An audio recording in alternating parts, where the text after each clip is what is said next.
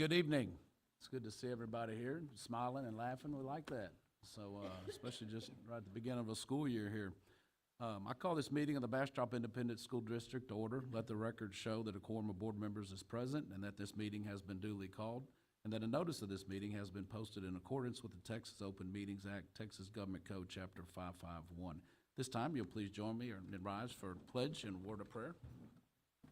I pledge allegiance to the flag of the United States of America and to the republic for which it stands, one nation, under God, indivisible, with liberty and justice for all.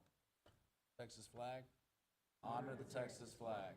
I pledge allegiance to thee, Texas, one state, under God, one, indivisible.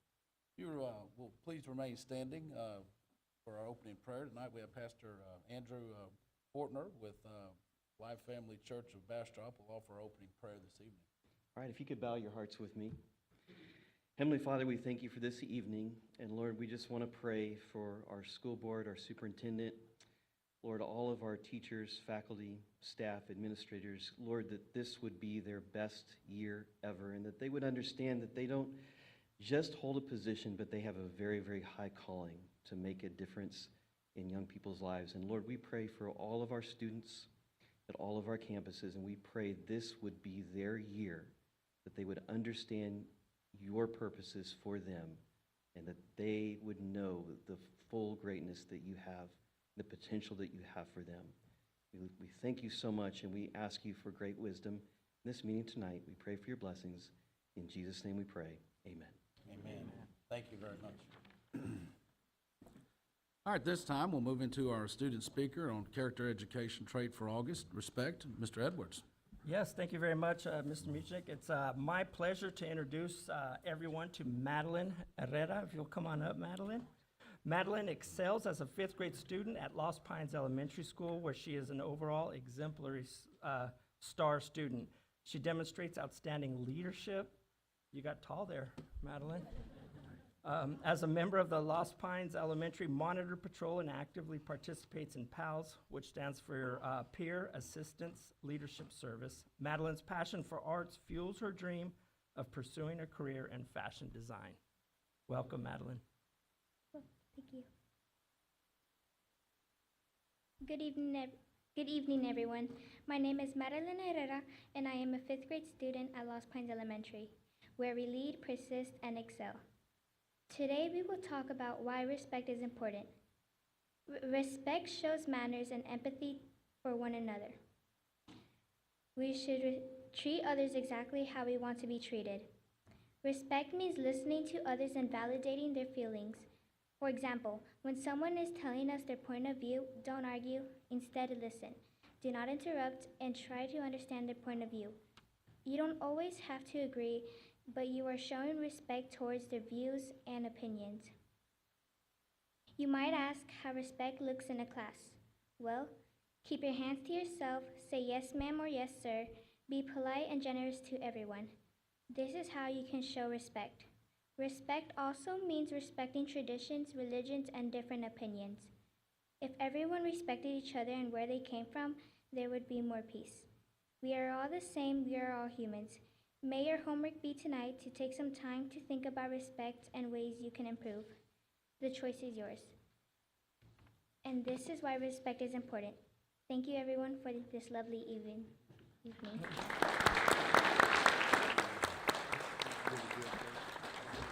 Hey, Madeline. Remember, I wanted you to introduce your parents and who you brought with you. Besides your principal, your wonderful principal, Ms. Ringstaff. Who's with you tonight? My dad, my mom, and my brother. Hi, thank you all so much. What a great job she did. And Madeline, we have a small gift for you that Ms. Noli would like to present to you for your work.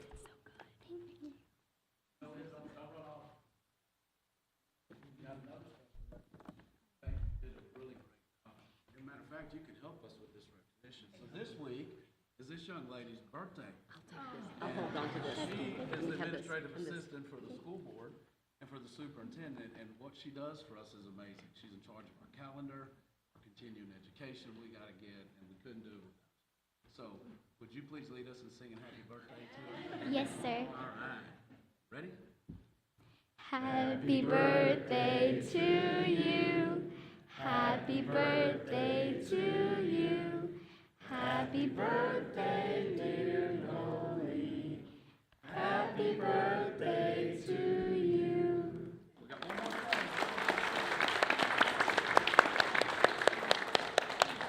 All the cupcake places were closed.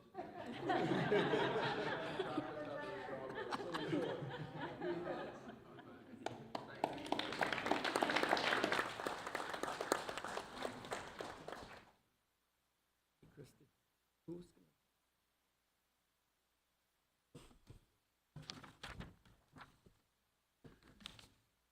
All right, moving along here to other recognitions and special presentations. We got Region 13 Elementary Teacher of the Year, Elizabeth Egan. I will take this I take immense pride and joy to congratulate Elizabeth Egan, who has recently been honored at the Region 13 Elementary Teacher of the Year. Unfortunately, Elizabeth could not join us this evening, therefore the board will acknowledge her achievements at the next board member meeting in September. So that's an awesome accomplishment, and we're really proud of her.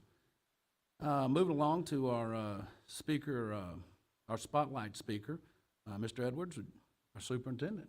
Yes, thank you very much. It's my pleasure to be the spotlight speaker.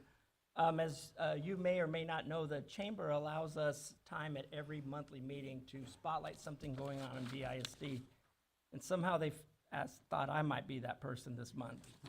So here I go. Now, our 4-star chamber, soon to be 5-star chamber, I've said that for Ms. Womble, our president and CEO, provided Bastrop Independent School District an opportunity to do a State of the School District address. And it was well attended. We presented information on the state of the budget. We followed it with some academic updates, the state of construction throughout the district and all of our facilities. And finally, we shared information on the state of safety and security, which, as you all can see around the room, is all at the forefront of our minds. So as a result of the state of the district, what they suggested is they contacted us and asked if I would just give a really brief overview of some of the information that I shared that day, some statistical information. So what I'd like to do is do that for you now. Currently, we have 17 schools with school number 18 opening in the fall of 25, school number 19 opening in the fall of 26. We have 4 high schools, our 2 comprehensive, Cedar Creek High School and Bastrop High School. 4 middle schools, 2 currently that only house 6th grade, but will add 7th and 8th in the coming years. We have 8 elementary schools, 1 disciplinary alternative school. And with the high schools, I failed to mention, we have an academic alternative school, Genesis, and then we have our award-winning, nationally recognized early college high school, the Colorado River Collegiate Academy. As we started the year, we anticipate a fall enrollment of over 13,348 students. That's a 4% increase. And when you think about we left in May, it's been, 2 months? And we already have added 4% more population. 48% of these students are emerging bilingual students. What this means is that English is not their first language. And 17 different languages are spoken by students in the Bastrop Independent School District. And we have the privilege and pleasure of working, and we employ approximately 1,700 employees across the Bastrop Independent School District. Approximately 2.4 million meals were served last year, which is incredible given the fact that where 70% of our students come from low socioeconomic status. And as you can imagine, coming from socioeconomic households, the benefit of this nutritional support is priceless. Last year, we transported nearly 8,000 students on 87 different school routes. We traveled more than 1.5 million miles. And the best news about this, where's JW? Stand up back there, JW. This is our Director of Transportation. We did that without one student injury. Let's give them a round of applause for their great work. Thank you.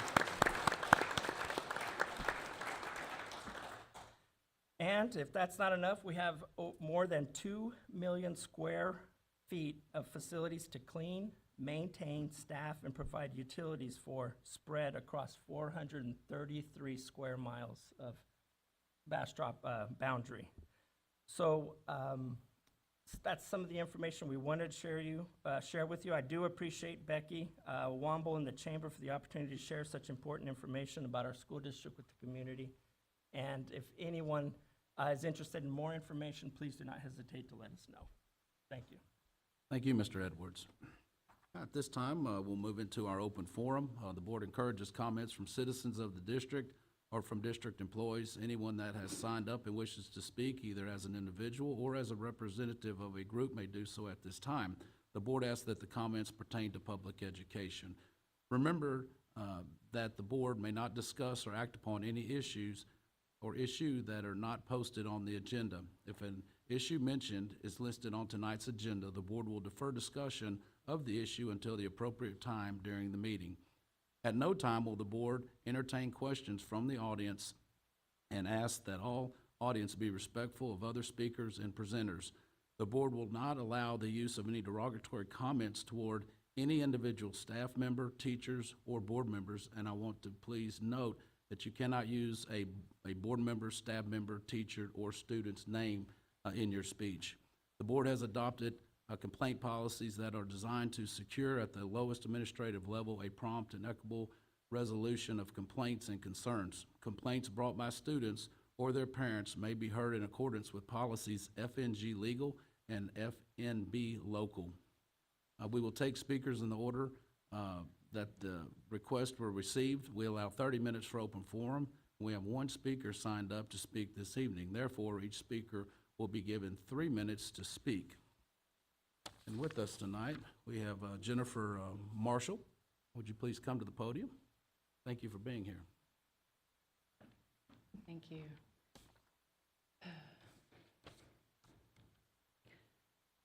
I'm here to speak to you today to express concern about the first assignment my Bastrop High School senior was given in his English class this year. I included the reading portion of this assignment in the email I sent each of you, so I will not read it aloud and there would not be time. If anyone needs a copy of the assignment, please let me know. I have a copy. I would like to know why my 16-year-old is being given reading material, asking him to answer questions and discuss questions concerning gender, sexuality studies, disparity, pregnancy, reproductive rights, abortion, and condoms provided in the school bathrooms. This is a direct violation of present Texas state law requiring parents to opt in to any education regarding sexuality. The other essay on this assignment was not quite so egregious, but is an explicit example of social-emotional learning curriculum, such as found in the curriculum recently adopted by BISD. This essay is dark and depressing, focusing solely on the writer's feelings of abandonment. While acknowledging one's feelings is a good idea, SEL places such emphasis on a person's feelings that nothing else matters.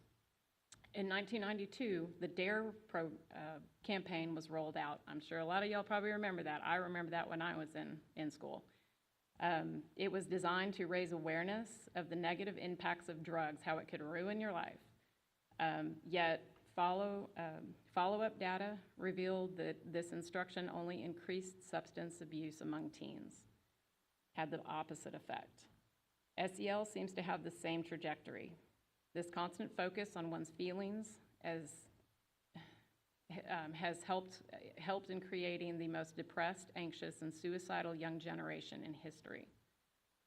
True happiness and joy in a joy-filled life comes from serving others, not simply focusing on oneself. Having a purpose that benefits society, putting one's gifts and talents to good use provides fulfillment. So I ask you, why are we not teaching these life-changing skills in school rather than constantly focusing on a negative, selfish agenda? So, thank you for your time. Thank you. All right, this time we'll move along to our superintendent's report. I'm going to jump to item B. We have all of our wonderful law officer standing on the wall there, and we appreciate you being here. Chief Bunch is going to give us a safety and security update. Yes, absolutely. Thank you, Mr. Evers, Mr. Music. Thank you, Board, for having me. And some of these have places to go, so they have events to go work, and so thank you for letting them get started. I want to introduce who we have in attendance today. Again, this department was started in 2015. I believe there was 4, and there's 19 today. And so first we have Lieutenant Colin Shadwell. We have Sergeant Kayla Barner, and we have Sergeant Freddie Nunez, and myself make the administrative staff. And then we have a new hire. I won't try to enunciate his last name. He goes by Wojo. He's retired Austin PD, also spent many years in the military. He is also bilingual. We have Officer Lance Barner, who has a K-9 Aussie. We have Officer Sasha Weir, who will have a K-9. We're waiting for one to be donated to us. Standing next to her, we have Greta Argueta. She is freshly on us from Elgin. We have, most of y'all know Wes Hamrick. He was an SRO in the district for years and years and years, where there's only one guy, and that's him. We have Erica Gonzalez. We have, next to her, we have Jason Hetrick. Then we have Chelsea Patterson. We have Demetrius Bowser. We have Monty Kasurik, who's also brand new to the agency. He's retired Houston PD. We have Matt, who is also with us. We have Franklin. We have another Matt Camarillo. We have Charles King. We have, standing next to them is Darren Glenn. And so these are our officers that are with us. And I am remiss to, I want to talk real quick about, we have Amy Jordan, who came on board. She does our records and evidence. And one that I'm going to hold it together is Monica. She's administrative assistant. And so Monica has done more for this agency than I can tell you words can express. I'm already dreading the fact she's looking to retire in December of 2025. I know it's a ways out, but still that's a real fear of mine. And so she and her husband, Will, who is retired, they're looking at doing some other things other than this, and I don't blame her, but I will never forgive her when she leaves. And so they do an incredible job, and we'll kind of go over some of the stuff that they do as far as some of the training, but any of those that need to leave, y'all are more than welcome to leave if you, so thank y'all.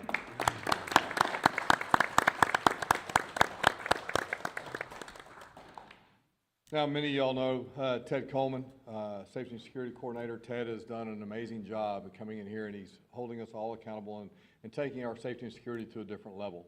And so one person that's not here, Paul Coy. Paul has been with this district for years and years and years and years. Paul, his institutional knowledge is amazing.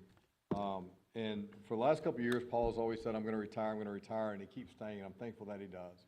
Because Paul knows the ins and outs of this district and knows so much more than I can ever dream of knowing. And so he's a godsend to me as well. Some of the enhancements that we've done this during the summer is mainly through bond. And we've done our secured vestibules are significantly enhanced at our elementaries, our middle schools, and even at the high school. We're adding additional badge readers throughout the district. We're going to a one key for the exterior doors across the district, which means we're removing keys from teachers, and we're going to have just badge access. And so with that one key system, every Bastrop County supervisor will have a key. Every Bastrop City police officer supervisor will have a key. Every state trooper will have a key. There will be no hesitation getting in and out of our buildings. We're making access to our partners accessible. We're adding additional cameras. And as you pull up, you may have seen our fire lanes are redone and refreshed, which makes a significant difference as far as people being able to see and park and all those kind of aspects to it. We're no longer allowing DoorDash deliveries and food vendors. Again, I don't know what they're bringing in the bags. We're also trying to limit our traffic as far as in and on our campus, whether it's vehicle or human traffic. And we're also trying to decrease the amount of workload that we're doing to our office staff. We're still working on this whole pickup and drop-off situation with elementary. It's going to be a learning process. We know that traffic is normally a lot the first couple weeks of school, but it's significantly better this year. And again, we've given JW props earlier.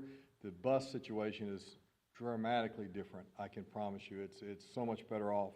And again, JW knows I call him on a regular and thank him for all that he does. We trained our staff in our SRP protocols, CRAVES, and Stop the Bleed before school started. We still have some training to do at the service center. We still have one school left to do because we're allowing some construction stuff to happen. And so we're going to go back. We're not going to forget those. We're going to do those. We did some alert level 1 training over the summer. We're doing what's called SWORD this fall, the Single Officer Response Deployment. And so that's being done with our partners in DPS. We're going to do that during the fall. And so, again, in law enforcement, you're taught when you start the police academy, your most important thing you can do every night is go home. Well, in this line of work, that's not what you agree to. You agree that these children take precedence. Above ours and above everything else, they take precedence. And so what we're trying to do is, again, I don't want officers to go in and get themselves injured. I want them to go in and know how to properly respond in case they have an incident. Again, I tell my officers they have 3 jobs. First and foremost, be present, visible, and approachable. Second, build every positive relationship you can with every faculty, student, staff, community member. That's going to solve 99.99% of all of our problems. But in the 1/10 of 1% that something were to happen, you need to eliminate the threat. But you have to do it in a sound, proficient, professional manner. And so the single officer response deployment teaches them how to do that. It teaches them how to isolate the threat, distract the threat, and neutralize the threat. And so our DPS partners are leading that training, and we're going to get with them this fall and do that. We're having an enhanced mapping system that is being shared out through the entire community of our partners. Dispatch will have that. Dispatch, again, has access to all our cameras. They can see in real time, real events, all that's going on. We've had the additional fencing. I want to take just a minute to brag on our construction company. They involve myself and Ted in every safety decision they make, and they are more than willing to be there and do whatever they need to do to enhance safety. Because most of them, not only are they construction people, but they live here, their kids go to school here, they're a part of this community. And so I can't express to you enough how good our construction company has been to us, been to me, as far as being willing to do whatever we need to do to make our schools safer. And so for y'all bringing them on board, I appreciate that. If y'all have any questions of me, I'll be glad to answer them. Yes, ma'am. Okay.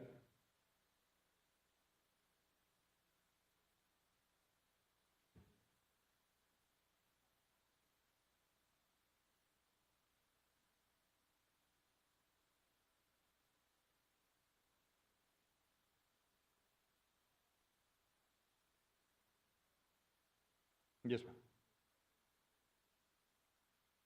The bus drivers are kind of taking their lives into their own hands by trying to, maneuver around those cars. Is there a solution for that already? We're currently working on that. Matter of fact, Sergeant Nunez and Officer Patterson were out there yesterday trying to work on it. JW is also wherever. We've talked through it. We're going to talk through it some more, because currently right now what they do is in the afternoons, because again, the parents get there very early. Parents will start going to pick up their kids at 1 o'clock. And so because of that, they go in the exit lane, but there's nobody leaving, and so they go in that exit lane, and that's how they get in the afternoons. The mornings is also kind of a tough situation because, again, it's right now especially, it's as school begins to start, more and more parents will start, the bus riders will pick up as school goes on, because many of the parents simply want to be involved a little more when they first drop them off. It's like when we were meeting with some of them and we were changing some of the way the pick up and drop off. One of the principals goes, well, we do, the first day we let them walk in. Then after that, we increasingly have hug zones that we get them closer and closer to their cars as the days go by. And so, because we have parents that want to be, it's a struggle for them. And so as we get on with the year, JW and I will work on it, but we'll also work on the parents as far as, because again, they'll start letting them ride more and more often. Yeah, I just want the drivers to be safe, not going into an oncoming lane to get around cars. We don't either, and that's like at BIS, JW and I met over there. The city has been incredibly helpful in some of the things because we were needing to change how the bus loop worked over at BIS. Assistant City Manager Andres Rosales, when I called him, met me there within about 5 minutes. Again, he met with the street guy, showed immediately up, said, absolutely, y'all do it that way, it's going to work best for you. I called JW was there within about 10 minutes. The construction company was there, immediately put together a plan and stuff, and so we were able to get together as far as keeping the buses off of Old Austin. So this community and the partnerships that have been developed and the relationships been developed. I can't express to you how amazing that is to be able to step in there and work with that and just keep those relationships alive. So, Thank y'all for doing that. Thanks, thank Chief. you. Thank you. Thank you, Chief, and definitely thank your officers for all they do, and Ted, we appreciate it. I know you got a lot of campuses to cover and transportation and everybody. It's definitely a team effort. Thank you. This time, we'll move back to item A, the academic report, which is the 2024 accountability update. Dr. Matt Wolford, our Associate Superintendent of Leading and Learning. Welcome. Thank you. Good evening, everyone. Hope you're all doing well and didn't melt today because it's very hot. Tonight, I'll be providing an update on the current state of our accountability and the proactive steps we are taking as a district to ensure continued improvement in student outcomes.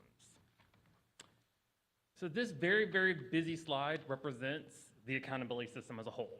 It's all the pieces that we have to know and be able to navigate in order to figure out what we will look like at the end. I'm not going to go through this. This isn't the part of the presentation. I just want you to see it as a glimpse so that you can understand the complexities of the whole process that we have to deal with. More simply, though, there are three main domains that we look at when we think about our accountability system. The first is student achievement. Domain one is the domain measures how well students perform on STAR assessments. And at the high school level, it looks at graduation rates, career college and military readiness, and their STAR rates combined. The second domain is school progress. This domain looks at how much students are improving year over year, as well as how our schools compare to others with similar populations. And the third domain, closing the gaps, focuses on the performance of different student groups, ensuring that we are addressing disparities and providing all students with opportunities to succeed. Together, these three domains give us a comprehensive view of where we are excelling and where we need to target our improvement efforts. But before I start digging into this year's data, I want to actually take you back just about one full year to where we were last year. And we got some news that came right out the week before I was set to present to you our 2023 accountability updates. You may be familiar with this. Last fall, over 120 school districts, including BISD, raised concerns about new stricter college readiness standards that had been introduced by TA before the accountability launch. As a result of that, a Travis County judge temporarily blocked the release of the 2023-2024 ratings, arguing that districts had not been given sufficient notices before these standards were implemented. In fact, this legal challenge is still pending. They've not even made a decision on this one. So last year, we had no ratings as a result of that. Well, jumping forward to the present, just as I was preparing to give this presentation last week, we got some new information that felt very familiar. Again, a Travis County judge, a different one, issued a temporary restraining order preventing the release of this year's accountability ratings. This was due to concerns about the fairness and accuracy of the automatic grading systems for written responses. This ruling has led to calls for an independent review before any ratings can be officially released. This slide highlights a significant issue that emerged this year with the use of the automatic grading system. We saw an increased number of students earning a 0 on their extended constructive response as graded by the automatic grading system. To put this in perspective, if a student received a 0 on this writing prompt, even if they got all possible points from everything else, the maximum score they could possibly get would be between an 80 and an 85. This has raised serious concerns about the accuracy of the grading process and the fairness of it, which is one of the reasons the accountability system ratings have been blocked at this time. Given these legal challenges, we do not have official accountability ratings to share at this time. However, what we can discuss is our overall passing rates calculated in domains is generally aligning with theirs. This comparison is important because it shows that the challenges that we face are not unique to Bastrop, and like us, our neighboring districts are experiencing similar outcomes. And this helps us figure out what we need to do to navigate this landscape as we move forward. Coming down a little bit, just the statewide data, we saw decreases in all content areas when we look at them as an aggregate. This decline is a trend that reflects the broader challenges that we as districts are facing. For BISD, our trends were similar to the states, with some showing slightly significant more decreases. On this slide, you can see a quick comparison of key data points where BISD performances mirror state trends. Both the state and BISD experienced declines in key contents like reading and math. However, we saw a reverse trend in social studies and US history. Now that we have a better sense of the data at the state and local level, I'd like to now move into what we're planning to do to be more proactive and to continue our growth to counter these decreases and to set our students up for future successes and improve student achievement outcomes. There are three main buckets that we're going to look at. The first is high quality instruction. One of our primary strategies for improvement is ensuring high quality instruction across all classrooms. This involves both high-quality instructional materials and ongoing professional developments for our teachers. By equipping our educators with the best resources and training, we aim to raise the level of teaching and learning district-wide. In addition to improving instructional practices, we are also focused on increasing student engagement. One significant measure we've implemented is a cell phone policy that across all elementary and middle schools that prohibits students from using their phones during the school day. At the high school level, we have policies that restrict cell phone use during instructional periods. These policies are designed to minimize distractions and keep students focused on the learning. Our second key area of focus is tailored learning enrichment. We're implementing targeted interventions throughout the school day to meet the individual needs of our students, whether they require remediation or enrichment. This data-driven approach ensures that all students have the opportunity to succeed regardless of their starting points. And finally, we are placing a strong emphasis on college, career, and military readiness. By increasing the rigor of our daily lessons and expanding access to advanced coursework and career pathways, we are preparing our students not just to graduate, but to thrive in their post-secondary endeavors. I'm pleased to report that our CCMR MET rate increased by 18.4% for the graduating class of 2024, pending the additional military data that's submitted in in the fall of 2024. This is a significant improvement from the class of 2023, and it's important to remember because that accounts for 40% of our high school's accountability and part of their Domain 3 as well. Our graduation remains strong with 100% graduation at Bastrop High School, Cedar Creek High School, and Colorado River Collegiate Academy, an anticipated district-wide graduation rate of 99%. We are committed to continuing to see this growth by further enhancing our programs, expanding access, and providing personalized supports to ensure that all students are well prepared for their future. And with that, in summary, while we face challenges, our district and campus action plans focus on these three critical areas: high-quality instruction, tailored learning enrichment, and career, college, and military readiness. Together, these strategies will help us continue to improve student outcomes and achieve our district goals. I'm happy to answer any questions that I can at this time. Any questions for Dr. Wolford? Do you, I know the ratings haven't come out yet, but is there any type of preliminary ratings that you've kind of got on the wall that? So our internal team, we have our team of accountability. Rachel is our director of accountability and compliance. We do internal metrics that we can share with our board superintendent can share, but we don't release that publicly. So In fact, you the can get state that- actually tells us not to release that publicly. Okay, so that's something I can ask about later. Yeah. Okay. We do it as we do for campus improvement planning purposes. We look at all the data that we have access to, and that looks at, okay, if we were to estimate what we would project, that would be where we think we would be. Do you think it's going to be fairly close to what the state is going to rank performance? They are very, very talented, so I think they are very good at getting us a good projection. Yes. Okay. And you mentioned that the career, military, college readiness went up 18%. Yes. Is that going to be close to that 88% that the state is going to start recommending or requiring? How close is it to the 88%? Yes, it's very close. It's getting us much closer to our targets, absolutely. Okay. Yes, great question. Any other questions? I'm sorry. There was a new curriculum last year, and there was a big push to get that out. Do you think that adjusting to that new curriculum has impacted our numbers? Yeah, it's a good question. When we look at the data, our data did not reflect any difference in the other districts around us or others around the state. Okay. This year, the state declined. Ours was not significantly different than any of that, so our implementation did not have a major impact on it. Okay. Matt, I just have one follow-up. This was just out of the board book, actually. It's number 4 for special programs and services, but this is by Derek Eberly, but it just made me think about focus on enhancing campus and teacher support overall. So are you guys going to be doing more data, kind of one-on-ones with principals throughout the year and sort of just following Yes, a and little that bit actually more of a started. protocol? Yeah, that actually started back in July. We do, as you know, parents get notices of their students' performance back in June, and so that's the baseline for Domain 1. From there, that's what we used to have our first round of accountability conversations with our campus leadership. That started in July, and we have almost monthly meetings planned out for the rest of this year. Okay, good deal. Thank you.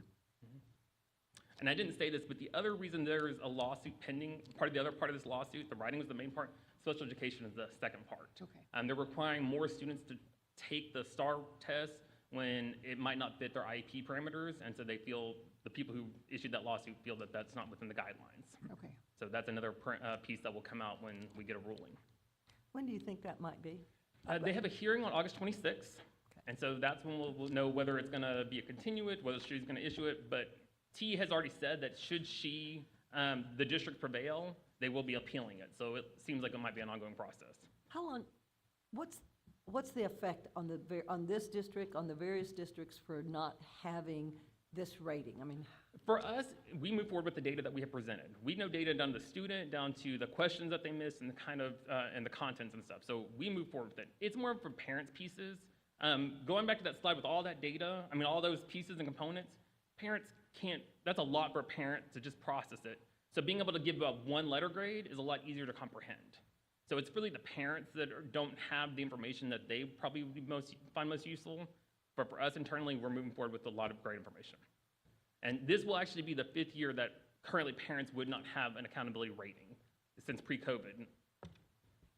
is there anything you can give them to, I mean, you mentioned something that internally, and you don't want to publicize, I get that, but is there anything you can kind of just, So next month, we'll calm their bring to you our fears? district and campus improvement plans. And in that, we lay out our goals and even some of the progress measures that we're going to do, and that will be helpful to parents as well.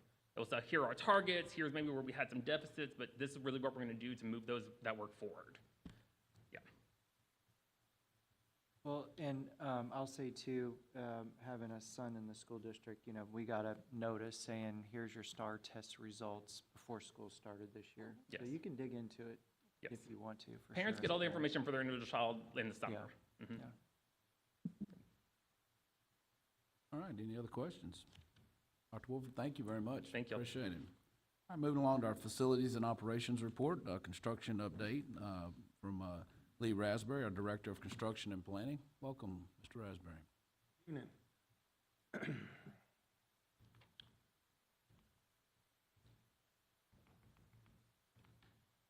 Take a stab at, There we go. I'm sorry? I was wondering if you're going to take a stab at instruction, not We're construction. going to take more than a stab at it, sir. Good evening, Mr. President, members of the board, Mr. Edwards. I'm happy to be here tonight to share some progress updates with you on the current status of bond construction projects in the district. So we'll start with the 2021 projects that we have recently wrapped up. Bastrop High School. We are complete. We've received our letter of substantial completion for this project, closing out the 2021 process. It's kind of a concurrent transition with the 2023, just kind of keeps on going. But everything that we had scheduled for the 2021 bond has been completed. We've received our letter of substantial completion, and that's important because that kind of triggers the warranty process for a lot of the projects, that letter of substantial completion. It's been a great project. Our design and our construction partners have done a wonderful job. This project came in on time and within budget. The athletic complex, this is what we refer to as Area M over next to the field house.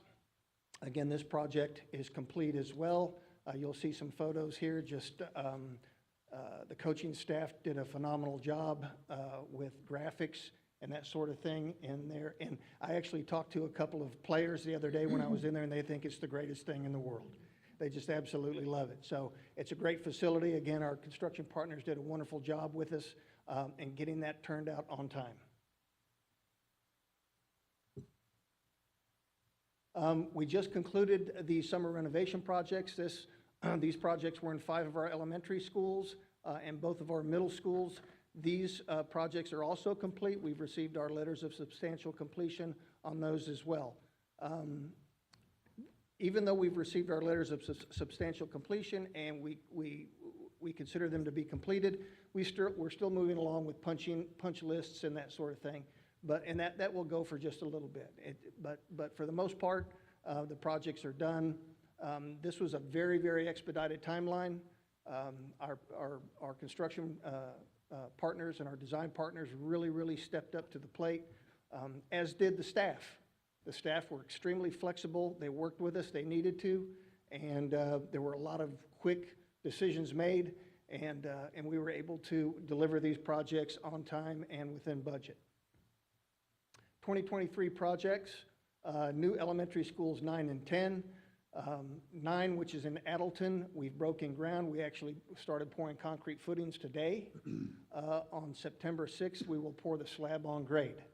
So that project's moving extremely fast. We're very happy with the team that we've got on board building that campus.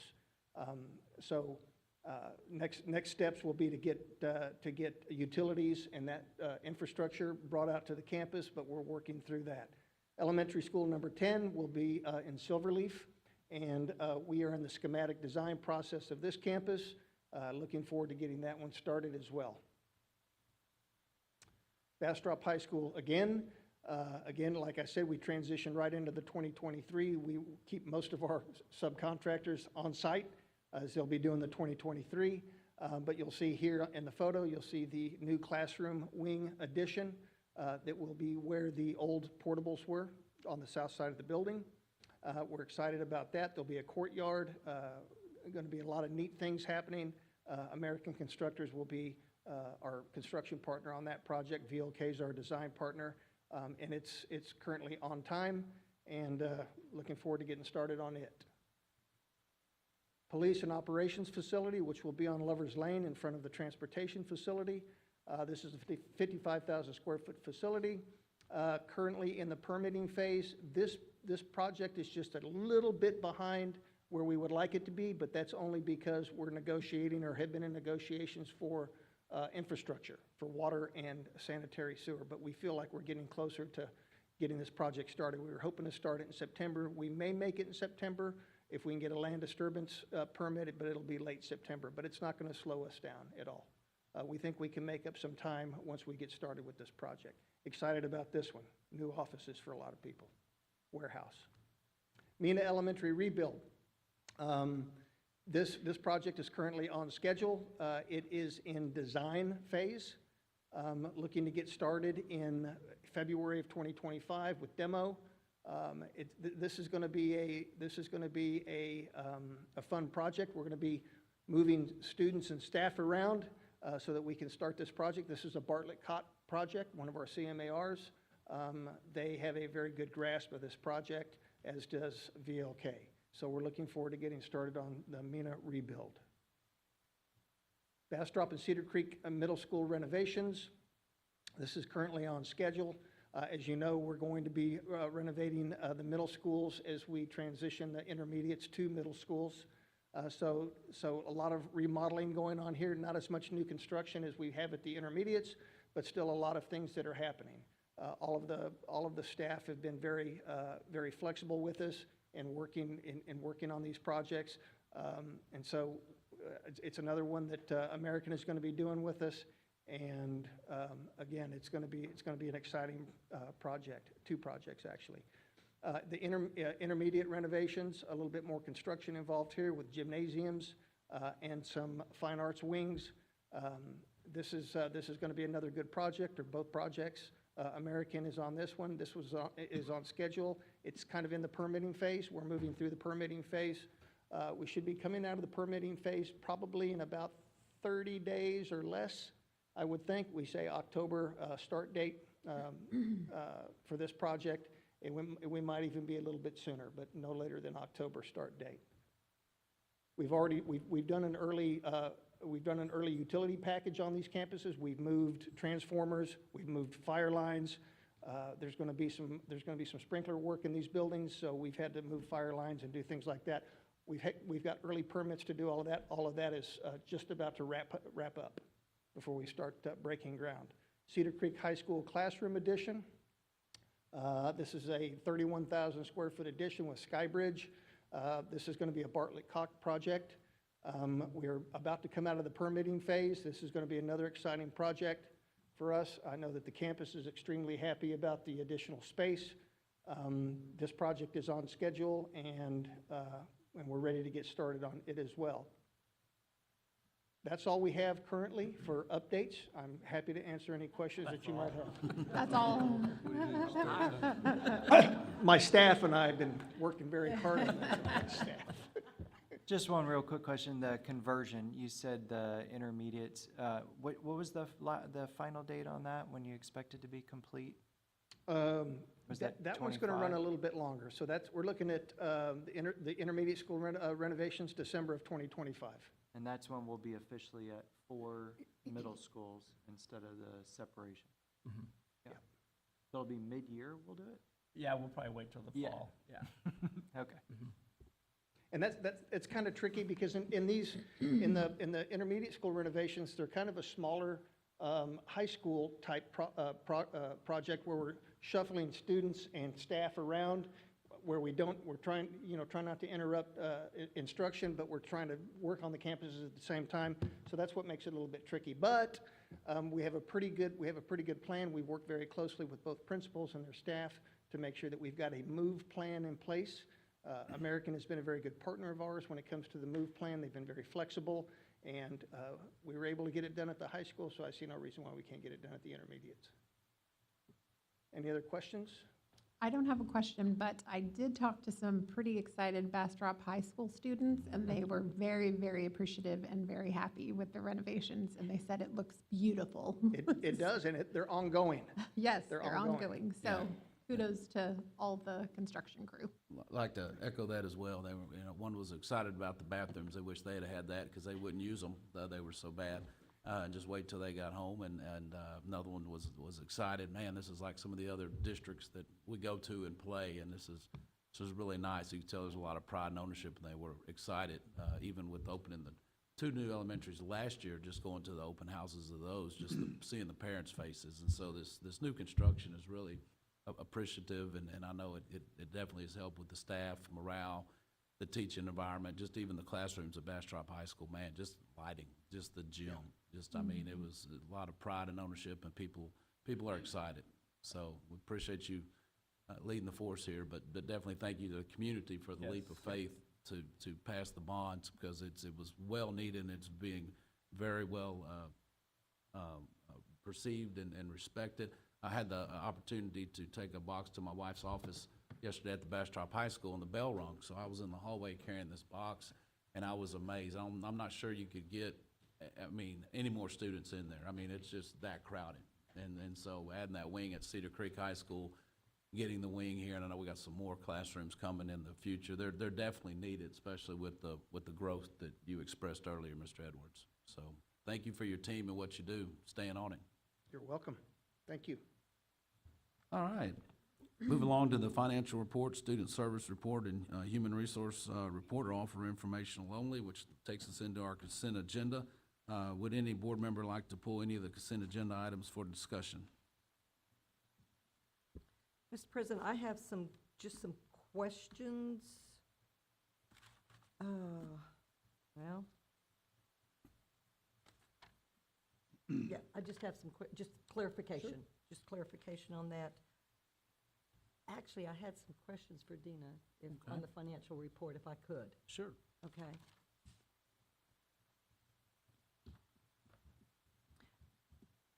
Looking just at the information, I noticed the investments in bonds, and I know if we pull too much bonds and we invest it, we can get into trouble. Are we there? What's your strategy? With the 2021 bonds, they're 97% spent. The strategy is that you have to spend down what you've issued within 3 years, or demonstrate that your intentions are to do that. There is a little bit of grace, depending on the situation, right? Like supply chain and things like that. So we're good with the 2021 bond. We have not experienced any arbitrage fees. Everything's good with that. And we have earned a lot of interest on those bonds. We're earning about 5.5% in interest. So just to remind you, we sold those bonds at 2.26%. So it's literally free money. Yeah, good. In the 23 bonds, we did not sell all bonds. We sold about $232 million worth of bonds. So we still have to issue about 90 million. So the strategy again would be that we would spend all of that within the 3-year timeframe, and I think that we will. Once construction gets started, you will see a lot of money going out the door very quickly. And we're running these projects simultaneously, so there, it's a lot of funding going out the door. Yeah. Because we will get penalized if we pull down funds, bond funds, and not spend it. So yes, the IRS would penalize us, and we would have to pay fees. And there are some thought processes on, well, it might be worth it to pay a fee because we're earning so much interest. But, I mean, we're trying not to do that. Good. What, I was also on this delinquent, there was a report on the delinquent taxes. Yes, ma'am. How does the district get involved, and how does the funds, if you do collect them, the delinquent taxes, does that affect the budget, or is that just like free money we get? Woo-hoo. Okay, so during the year. Obviously not. The delinquent we collect the delinquent during the year. The tax office would collect it, the county actually. After the year ends, we employ McCreary, and they go after old aged delinquent taxes. Now, delinquent does run through the state aid template, the state funding formulas, so it is equalized. We don't get to keep delinquent. Penalty and interest, however, we do get to keep that free and clear. Okay. And then one other thing is, and if you can fit it in, next meeting or sometime, maybe before the legislature, I know at the chamber breakfast meeting, you had a nice little film that really explained how school districts are funded. And Yes. I love the idea of the cup and the property taxes, but yet you have, there's an equalization. And I mean, with, you and Mr. Yeah. Edwards, if you can get together, because that really, I've had people come to me and say, I spend so much, I pay so much property taxes, how come we're doing this, and it's very difficult to say, yeah, but it goes in a cup, and then if it's full, it goes back to the state, and, okay, I'm old, I remember the Robin Hood Act, I know that has been renamed, but in essence, if I'm wrong, correct me, but it's still kind of the same concept. Us old schoolers still call it Robin Hood. Thank you. But it's recapture. Yeah, okay. So, but that film really, I think it helped me understand how it's funded. Plus Yes, the, ma'am. the And it might be gold key, appropriate to gold put that pennies. on at the public hearing for the tax rate adoption. Right. Next month. So you have 2 requests, so if you could please put that on the agenda. Yes, please. All right. Anything else?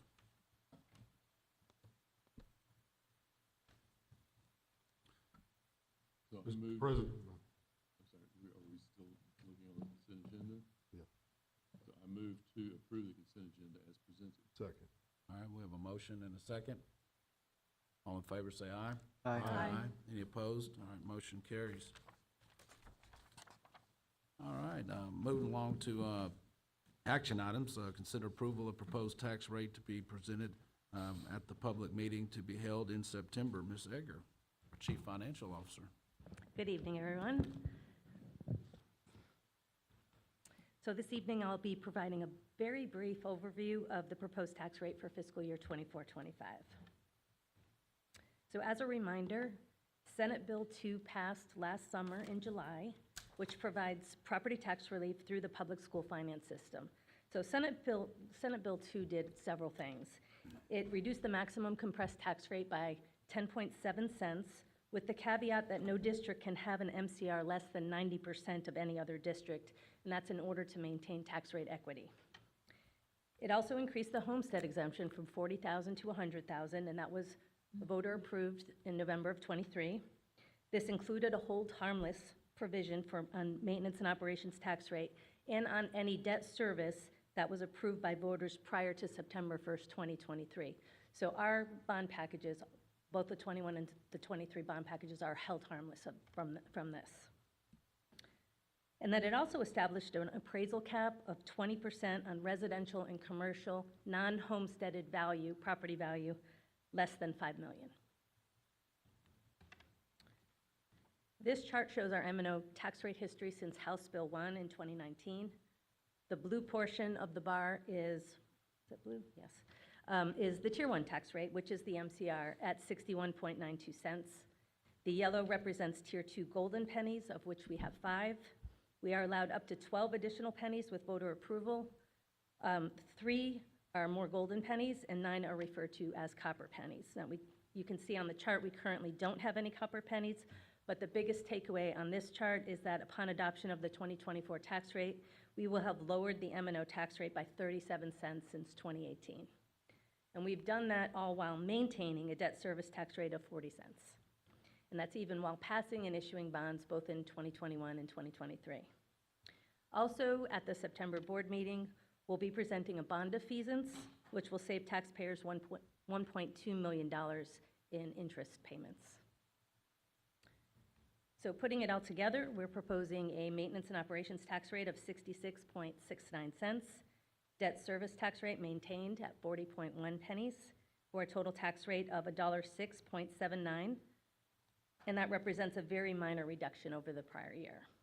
So if approved this evening, we'll hold the public hearing at the September board meeting and adopt the recommended tax rate. And I'm happy to answer any questions.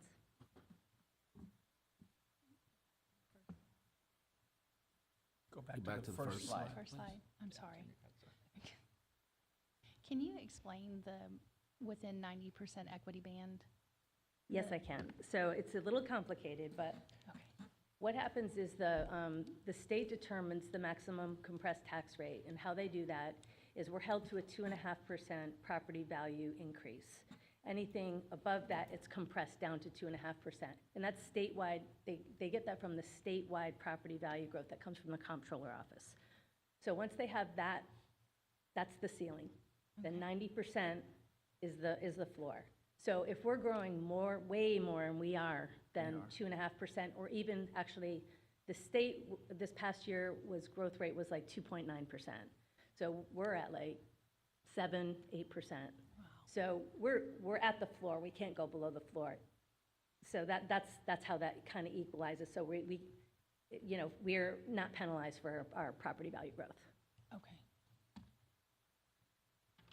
Any other questions from Ms. Eger? All right, this time I'll entertain a motion. I move to approve the tax rate to be presented and adopted at the September board meeting as presented. Second. A motion is second. All in favor say aye. Aye. Aye. Any opposed? All right, motion carries. Thank you very much. All right, this time, we will consider approval of the superintendent's recommendation to rescind the CMAR bid from Jamala and award the CMAR bid to American Constructors for elementary number 10. Mr. Asbury, welcome back to the podium. Thank you. About a year ago, we set about the task of selecting construction managers for our 5 bond projects, or packages rather, in 2023. We had 4 construction managers bid on these 5 packages. Only one CMAR bid on all 5 packages. The intent was that we start ES9 and ES10 concurrently. But because of some delays in land negotiation, land purchase negotiation, and that sort of thing, we knew that we were going to have to postpone number 10. We weren't going to be able to start number 10 at the same time. So fast forward to now, we're ready to get started on number 10, or relatively quickly. And because scheduling conflicts with these CMs has changed the landscape a little bit, we would like to recommend that we shift from Dramala, who was originally awarded ES10, and shift them over to American.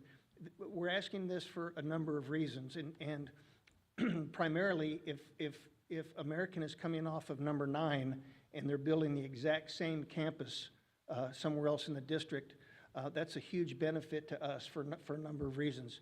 They've worked out all the design kinks. They've worked out all the other construction-related issues that they might have. They have the horsepower here. They've got the subs here. Everything is in place to start another campus. Design, they've seen it all. They know exactly what to anticipate on ES10. The other thing about it is that we hope to realize some savings And the best way for us to realize some savings on this project is to go with a CM that just got done building one.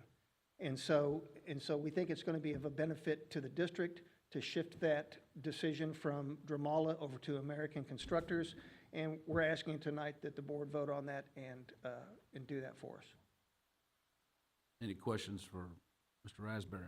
Yeah, there's no legal ramifications. We have no signed contract with them. No, sir, we're not contractually obligated to Dramala. We never signed a contract. We never got to that point because of the delay. Okay, thank you. And so, tell us about some of the cost efficiencies that you mentioned, and I don't know how specific you can be, but I perfectly understand when somebody's building one thing, they're going to build something else that's exactly the same thing. They're going to know, I need to go in and do this and this and this, and that's going to make it probably more time effective as well, isn't it? Yeah, they'll probably be able to turn that project in quicker than what we anticipate. But we have certain contingencies built into these projects. We have a design contingency, we have an owner's contingency, and that money is kind of a safeguard. Those contingencies are a safeguard. Should we run into any issues during construction, we have some money to fall back on, both in design and owner preferences and those types of things. If we're going with a general contractor that has just built the exact same campus, the chances that we would have to dip into those contingencies to fund certain issues within the campus that they may run into is a lot less likely. And so, I mean, the money is there for a reason, but we would much rather have those contingencies returned to the district in the way of a change order when the campus is completed and we get our substantial completion. But if we have a contractor that hasn't built with us in a while, and Dramala's built in the district before, but they haven't built our elementaries for us, the most recent elementaries. And so they may encounter issues as they turn these projects out. And that's totally understandable, and it's part of the process.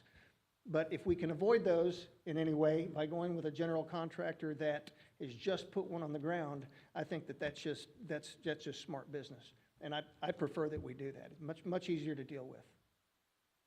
In addition, it probably returns money back to the taxpayers in the form of not having to pay as much. That's basically. Right.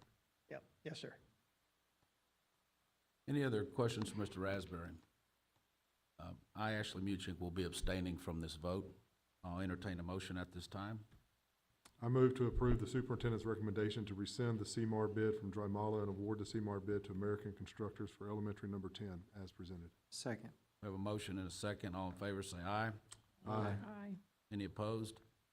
One abstain. Thank you. Thank Appreciate you. it. All right, consider approval of staff development waiver. Kendra Mock, Director of Leadership Development and School Improvement. Welcome. Hello, good evening, school board members and Mr. Edwards. Tonight, we're looking for recommendation to approve the staff development waiver for 24-25. So there is a House Bill 2442 that dictates our instructional minutes per school year, and those are set at 75,600 minutes exactly. And TEA grants us the ability to apply for staff development minutes waivers for a total of 2,100 minutes to be used during a school year. So basically, this gives us wiggle room within that 75,600 minutes to be able to provide professional development or use those minutes for other things that are potentially closing down school for events. So districts can use this waiver for several different things. Sometimes it's to cover an early release or a late start, maybe due to weather, all-day professional development, or a combination of those. And the main point is we just can't exceed that 2,100 minutes in 1 year, and we never have. In 22-23 and 23-24, those minutes were used to address a professional development day, and attendance issues related to a late start, some weather-related events, and some individual campus events. For a 24-25 school year, we don't need the waiver for professional development days, but we do want to ensure that we have the option to use the waiver in case of a school delay or a late start due to weather or other catastrophic events. So if there are no questions, I recommend the board approve the staff development minutes waiver as presented. I move to approve the staff development waiver as presented. Second. All in favor, say aye. Aye. Any opposed? Motion carries. Thank you, Ms. Mock. Thank you. All right, well, now we're going to consider approval of memorandum of understanding between Bastrop ISD and Texas State University Teacher Fellows Program. Ms. Green, Director of Human Resources, welcome. Good evening, Mr. Edwards, President Muchink, and members of the board. So tonight I want to talk to you about a memorandum of understanding with Texas State. I'm going to read to you a little bit about it. So this is the University Teacher Fellows Program is a cohort model that allows Texas State students to receive a Master's of Education degree in 15 months. So the students have finished their clinical or student teaching, and a couple of them with us, and they're serving as the classroom teacher and getting high-quality support from a mentor teacher. So the district, rather than paying the actual teacher, pays Texas State, and then they in turn pay the tuition for this program, fees, parking, textbooks, and then benefits through the university, and then give the student a stipend. So these are students that have joined. We currently have 3 student fellows in this year's cohort, and again, they are being provided a mentor teacher from within the district. Okay, so each of our 3 participating students are filling essential teaching roles in elementary education, special education, and then there's a middle school teacher. They're housed at Lost Pines Elementary, Camino Real, Cedar Creek Middle School. And so with this MOU, it allows us to retain these student teachers for an additional year. So they finish their student teaching, they come on with us to finish their master's. As a cannot read tonight, I apologize. As a participating district, Texas State will recruit future cohorts from student teachers, not only those that are within Bastrop ISD, but potentially student teachers from other universities. And some other participating districts would be Hayes, Leander, Lockhart, and Round Rock. So I'd like to recommend the approval of the Memorandum of Understanding between Bastrop ISD and Texas State Fellows Program, and I'm happy to answer any questions that you might have. Guys, I zoned out. Do the student teachers get a stipend or any type of? They do. So a traditional student teacher is paid a stipend. We typically have so many spots that we will work with multiple universities. And then this group, technically, they're teacher pay because they are the teacher of record. These are students that have completed their program, tested, certified teacher, and then they're choosing to get into a master's program. And so because they're teacher of record, we are giving the salary to Texas State. They're kind of giving them a discount, paying for everything, and then giving them the difference. And so they've all signed up. This was something Texas State came and spoke to our student teachers, but then they also bring people to us that might be interested.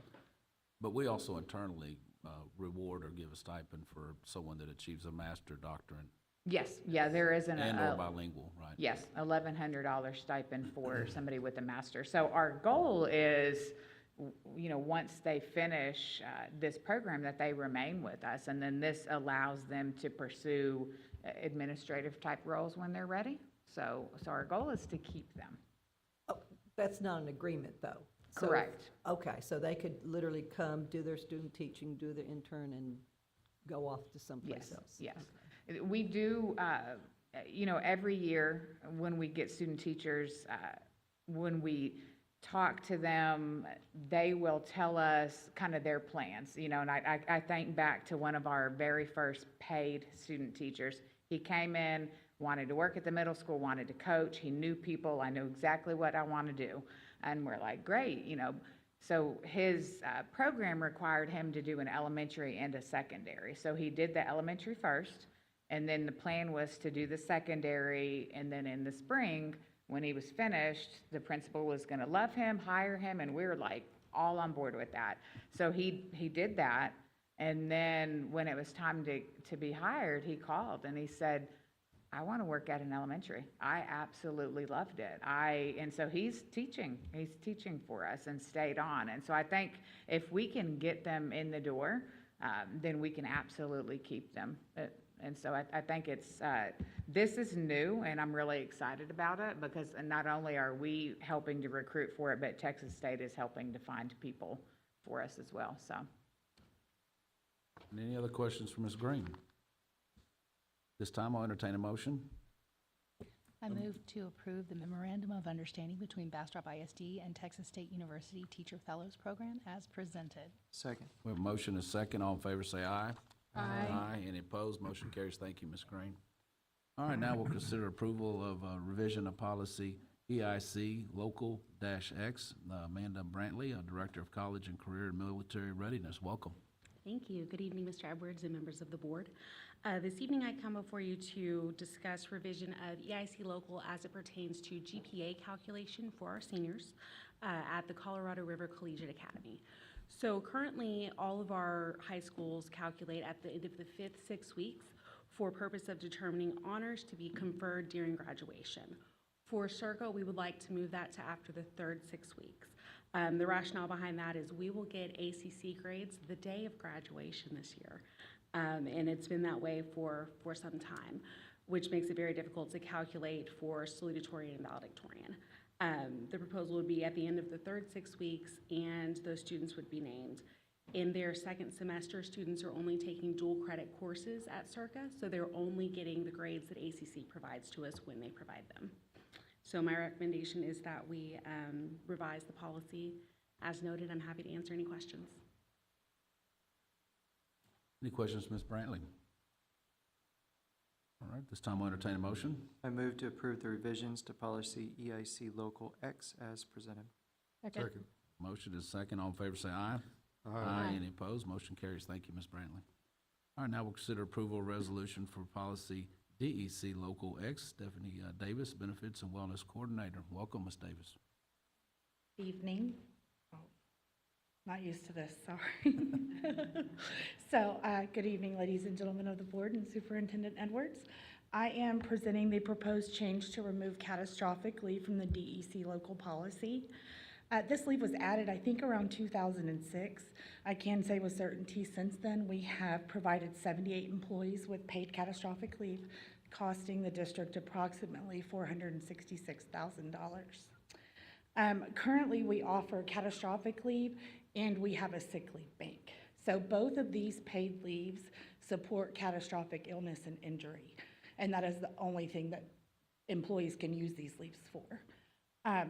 Through research about these paid leaves and many conversations with TASB, it appears that the best practice is to offer only one of these options, not both.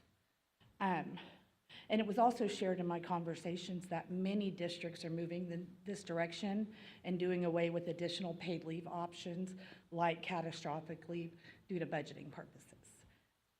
In summary, removing catastrophic leave will provide savings to the district without removing the option for employees to opt in for paid leave benefits in the event that they experience a catastrophic leave or illness. So, any questions? Any questions for Ms. Davis? So there's catastrophic leave. Does the district also have the sick pool? Yes, we have catastrophic leave and the sick leave bank. So we'll just keep the sick leave pool? Yes, ma'am. Bank, okay. Yes, and employees have to opt into that to use it, but it still provides the same benefits. At open enrollment on the health insurance side, they have to opt in. During okay. open enrollment, yes. Okay. And then they also can do this paid sick leave opt-in benefit, whatever you. Yeah, so they would opt in during open enrollment. The question's already there for all employees. If they opt in, by October, I will go in and remove one of their sick days. They'll be added to the bank. In the event that they experience a catastrophic illness or injury that is approved by a group of designated members, they would be designated paid time off based on their years of service. So basically, right now, you could double dip if you Yes. wanted to. And- Yes, we Right, it's discovered that redundant, this right. year. The budget, having that on the board that you don't know. 100%. All right, I'll entertain a motion at this time. I move to approve the revisions to policy DEC Local X as presented. Second. We have a motion and a second. All in favor say aye. Aye. Any opposed? Motion carries. Thank you, Ms. Davis. All right, now we'll consider approval of policy FFIC Local X. Dr. Janelle Morris, Director of Student Services, welcome. Evening, Trustees and Superintendent Edwards. I'm presenting for your consideration proposed amendment to policy FFAC Local X, which addresses the procedure for administration of medication at school by a licensed nurse. In the summer of 2024, changes to the BISD medication administration protocol were made in response to directives issued by the Texas Board of Nursing. These changes include that beginning in August of 2024, all medications, including prescription and over-the-counter medicines, will require a doctor's order to be administered at school. 18-year-old students will be able to sign their own medication consent forms and self-carry forms in order to bring their medication to and from their campus. And BISD will not purchase non-prescription medications to give students unless noted in the standing orders from our district's physician. All the changes that are effective for the 2024-25 school year have been communicated to our families throughout this summer via multiple platforms, including our website postings and parent newsletters, in order to provide our families with the time needed to request any required documents from their physician's office prior to the beginning of the school year. These measures are all in place to protect the health and physical well-being of our students and ensure that our campus nurses operate within the scope of their medical license.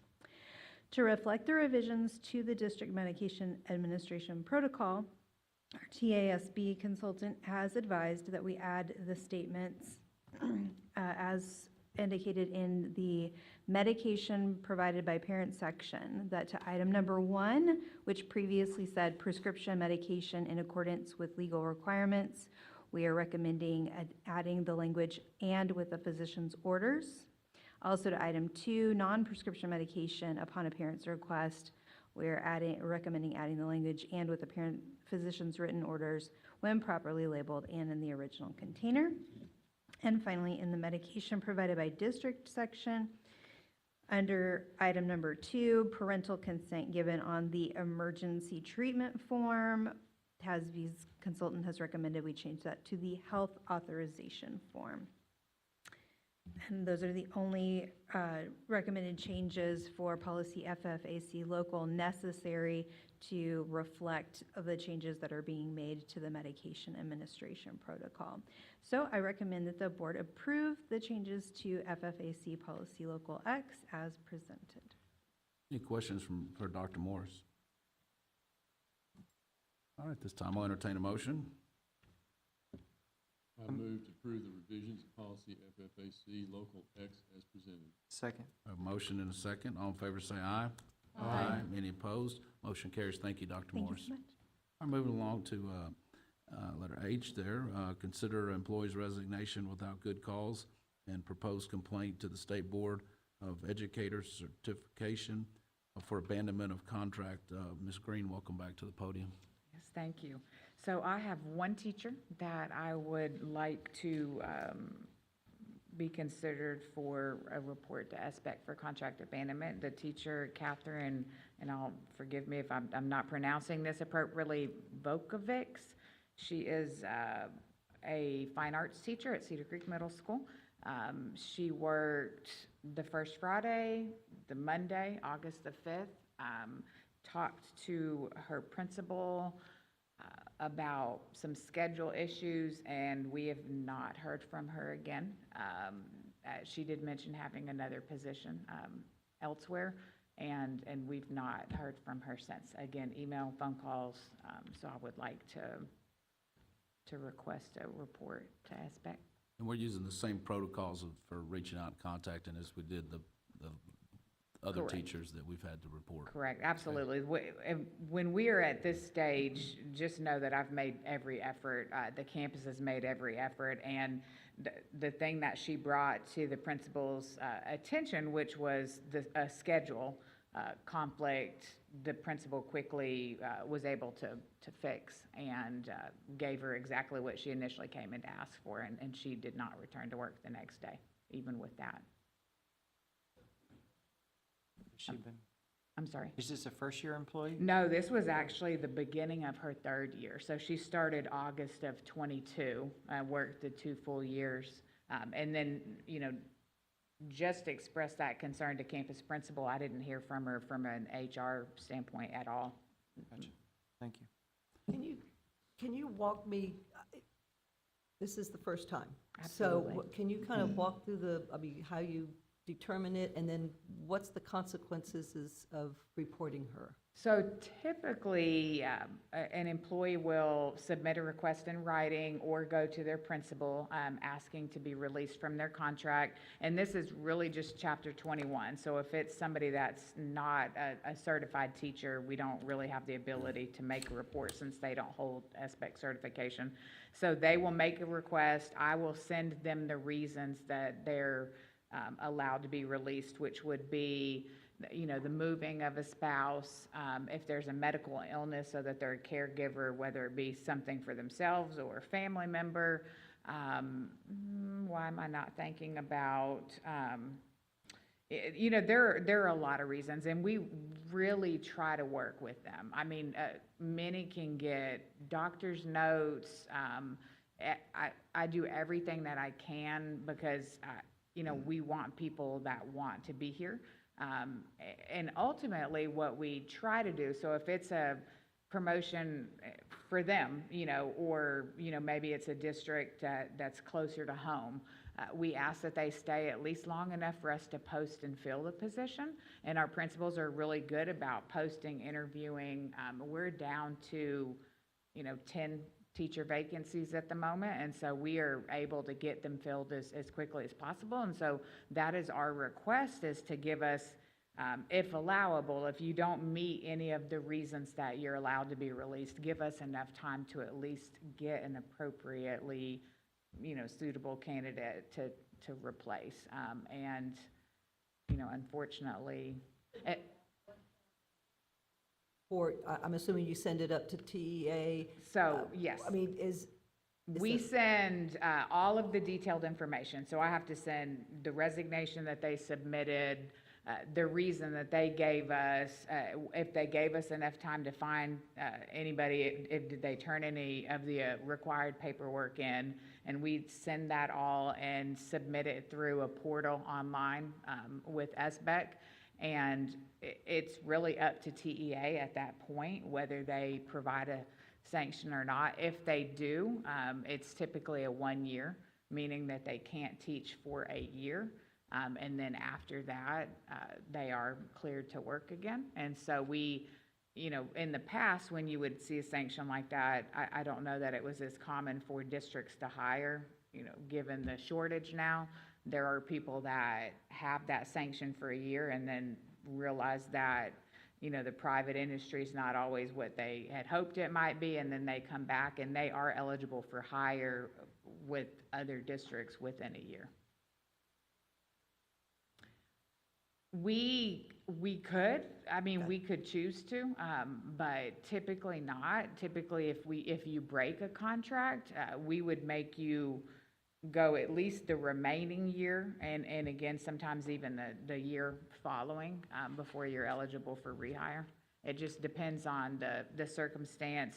And then again, if they gave us, like in this situation, we've not had any contact at all. So that would probably be a concern for us. But if it's somebody that maybe they stayed, but not the whole time, you know, maybe we posted it for a month and couldn't find anybody and they left, and that might be something that we would consider, given that they gave us at least a period of time to look for somebody. Thank you. Any more questions for Ms. Green? This time I'll entertain this lengthy motion. I move that the board accept the recommendation of the superintendent and that the board makes a finding that good cause did not exist under Texas Education Code Section 21-210 for the resignation of or term or probationary contract as indicated for the 24-25 school year for Catherine Volkovic's probationary contract with CCMS. The administration and board did not consent to her resignation. Catherine Volkovic has failed to perform her contract. The board authorizes the superintendent to file a complaint with the State Board of Educator Certification to seek sanctions for the abandonment of her contract. I have a motion and a second. All in favor say aye. Aye. Any opposed? All right, motion carries. Thank you, Ms. Green, we appreciate it. At this time, we'll consider endorsing a nominated individual for the position of the TASB Board of Directors. Annually, the Board of Trustees is invited to endorse a nominated individual for the Board of Trustees within the district's TASB region who is a timely candidate for the position on the TASB Board of Directors. The TASB Director represents his or her region on the board, guiding the organization to ensure that the association fulfills the mission to provide advocacy, visionary leadership, and high-quality services to the district. The board receives a biographical sketch of the following, has received a biographical sketch of the following candidates: Brian Holenbeck from Thrall ISD, Kathy Major from Liberty Hill ISD, and Stephanie Rodriguez Barnett from Manor ISD, asking for our endorsements for their election to the TASB Board of Directors for Region 13. We can only elect one of these, and would any board member like to make a recommendation? Mr. President, I would like to recommend Stephanie Rodriguez Barnett. Okay. Any other discussion from the board? All right, Trustee Armstrong, would you make that motion, please? I move to endorse the candidacy of Stephanie Rodriguez Barnett on the TASB Board of Directors as presented. All right, we have a motion. Do we have a second? Second. A second. All in favor, say aye. Aye. Aye. Any opposed? All right, motion carries. All right, moving along to our informational only items, which would consist of the Board of Trustee calendar of event, enrollment, single budget purposes, more than $50,000, and Bastrop Central Appraisal District 2025 budget public hearing are all for information only. And is there any objections to adjourning this meeting? If there are none, the meeting is adjourned. Thank you.